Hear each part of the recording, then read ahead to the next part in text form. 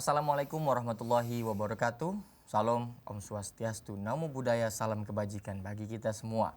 Balik lagi dalam program yang luar biasa, dalam program Interfaith dan hanya ada di Mata Milenial Indonesia TV, matanya Indonesia. Saya Sultan Rifandi. Pada kesempatan kali ini kita akan berbincang-bincang soal tentu tentang keagamaan, kehidupan bermasyarakat, berbangsa dan bernegara dalam perspektif agama-agama yang ada di Indonesia. Dan kesempatan kali ini kita akan membahas terkait dengan perspektif agama Konghucu. Jadi kita akan membahas tentang moderasi beragama, perdamaian dunia, dan lain-lain sebagainya. Tapi sebelum saya memperkenalkan bersama siapa kita akan berdiskusinya, tetap bagi kawan-kawan semua, para pemirsa, jangan lupa untuk terus patuhi protokol kesehatan. Kita menggunakan face shield, masker, jaga jarak, dan lain-lain sebagainya untuk mengantisipasi gelombang-gelombang berikutnya. Apalagi virus Omicron ini katanya udah mulai ini ya, bertebaran di mana-mana gitu ya. Nah, jadi kita tetap jaga kondisi, jaga kesehatan, dan tetap jaga protokol kesehatan. Pada kesempatan kali ini kita akan berbincang dengan Bapak Mulyadi. Iya, Bapak Mulyadi ini adalah tokoh agama dari Konghucu dan juga perwakilan dari Majelis Tinggi Agama Konghucu Indonesia atau disingkat sebagai Matakin. Disingkat sebagai Matakin. Matakin, oke. Agak lupa nih.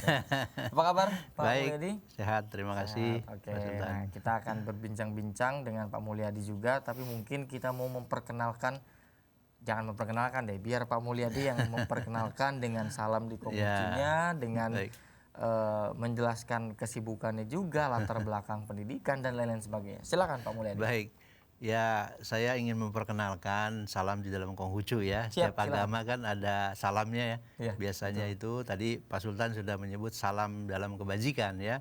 Nah, ini salam di dalam bahasa aslinya adalah Wei Te Tung Tian ya. Itu artinya hanya kebajikan yang berkenan kepada Tuhan. Artinya hanya dengan berbuat kebajikan, kebaikan, maka Tuhan itu akan memberkahi kita, begitu ya. Kami biasa menyambut dengan sambutan Xian Yu Ite, gitu ya. Xian Yu Ite itu juga kata sambutan artinya memang kita mengakui bahwa hanya ada satu, yaitu kebajikan.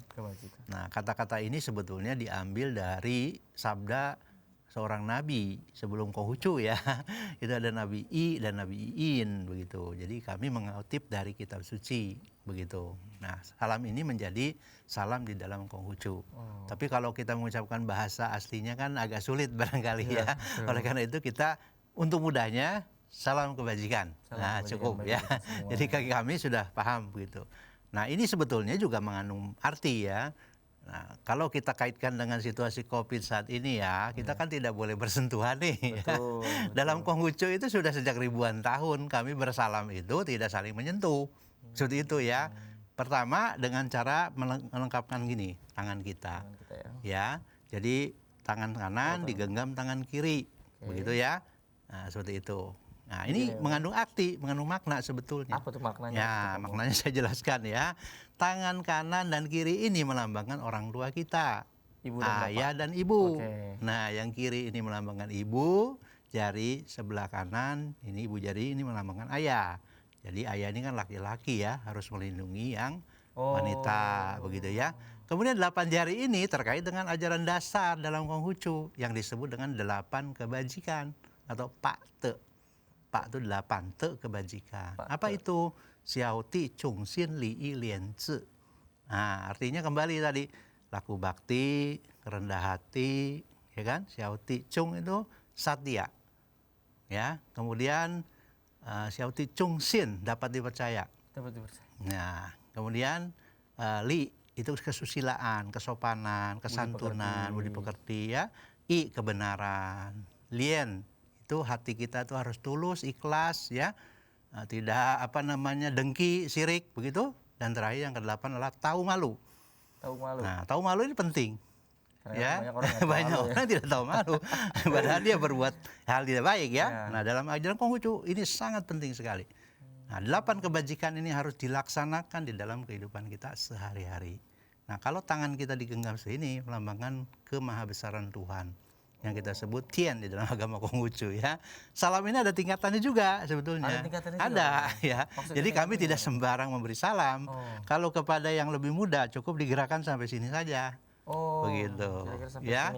Nanti kalau yang sebaya itu dinaikkan sampai mulut kita, mengingatkan, saling mengingatkan. Kepada orang lebih tua agak naik lagi sedikit di antara mata dahi ini. Kepada Tuhan, kepada para suci, nabi itu di atas. Nah, sujudnya begitu. Ya, itu cara menghormat dalam agama Konghucu. Selain itu ada penghormatan lain dengan cara membubuhkan badan. Kami sebutnya cikung. Ya, lihat. Ada maknanya juga. Ada. Itu penghormatan besar sebetulnya.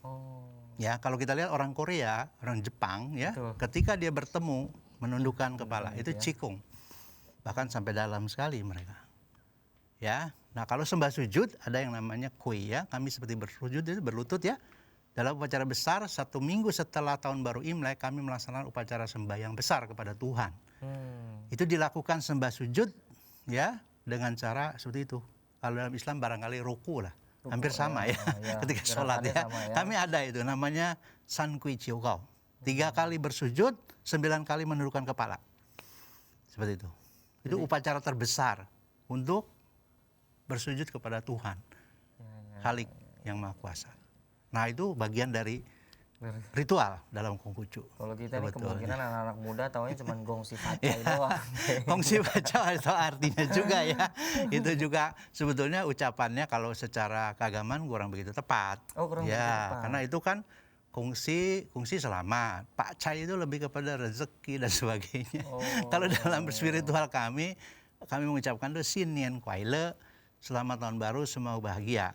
Wan Shi Ru Yi. Ya, semoga segala perkara, segala urusan dapat kita selesaikan dengan baik. Nah, itu lebih spiritual ya. Betul. Artinya ada beberapa ucapan memang di situ. Artinya yang umumnya itu gongsi facai itu fokusnya ke itu kan hanya ingatnya saja ya, tapi tidak tahu makna ya. Sebenarnya banyak ya ucapan-ucapan itu, tapi kami memilih nanti yang lebih kepada tuntunan kitab suci kami begitu ya, yang lebih ada semangat spiritual. Luar biasa sekali. Ini baru perkenalan tapi sudah banyak sekali ilmunya nih dari Pamul. Pamul kesehariannya mengajar atau? Ya, saya sebagai pendidik juga, kebetulan mengelola sekolah ya. TK SD Bright Kidi berpusat di Surabaya yayasannya. Kami ini cabangnya dari Surabaya. Saya mengajar mata kuliah agama Konghucu di beberapa universitas, terutama di UI ya. Sampai saat ini saya masih juga mengajar di Universitas Indonesia. Jadi memang begitu banyak aktivitasnya, khususnya di bidang pendidikan. Sebagai rohaniwan, sebagai pendidik, ya sebagai kepala keluarga juga. Merangkap ya. Iya. Nah Pak Mul, kita sekarang kita akan membahas terkait banyak hal, terutama moderasi beragama, perdamaian dunia dan lain-lain sebagainya. Tapi mungkin kita juga mau mengenal lebih dekat tentang ajaran agama Konghucu seperti apa, kira-kira inti ajarannya, prinsip-prinsip kehidupan yang dianut oleh agama Konghucu ini seperti apa. Karena mungkin pengetahuan kita terkait agama Konghucu ini sangat minim, jadi mungkin kita akan lebih banyak belajar lagi dari Pamul, tapi nanti dulu kita akan simpan pertanyaan-pertanyaannya. Kita akan lanjutkan diskusinya pada segmen kedua, jadi jangan kemana-mana, tetap di Interfaith hanya di Mata Milenial Indonesia TV, Matanya Indonesia.